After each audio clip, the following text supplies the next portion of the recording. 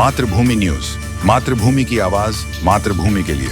દ્વારકાની ગોમતી નદીમાં તાજેતરમાં ડૂબી જવાની ઘટનાઓ વધી છે। થોડા દિવસો પહેલા જ એક 85 વર્ષના વૃદ્ધનું નહાતી વખતે મૃત્યુ થયું હતું। આજે જામનગરના 4 યુવાનો અને 3 મહિલાઓ સહિત 7 લોકો ગોમતી નદીમાં નાહવા પડ્યા હતા અને ડૂબવા લાગ્યા હતા। સ્થાનિકો અને ફાયર વિભાગ દ્વારા તેમને બચાવવામાં આવ્યા, પરંતુ એક મહિલાનું સારવાર દરમિયાન મૃત્યુ થયું।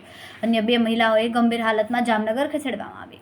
ગોમતી નદીમાં ઘટનાઓ બાદ કલેક્ટર દ્વારા પ્રતિબંધ। ગોમતી નદીમાં તાજેતરમાં બનેલી ડૂબવાની ઘટનાઓને પગલે જિલ્લા કલેક્ટર દ્વારા ગોમતી ઘાટ પર સતત પ્રતિબંધો લાદવામાં આવ્યા છે।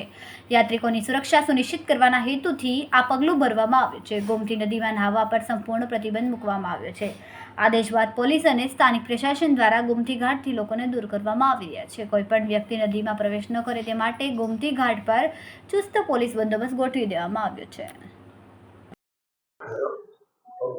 જય નમસ્કાર। આજ રોજ 8 વાગ્યાના સમયગાળા દરમિયાન સરકારી હોસ્પિટલ દ્વારકામાં અમારી પાસે ઇમરજન્સી વોર્ડમાં 5 દીકરીઓ આવી હતી।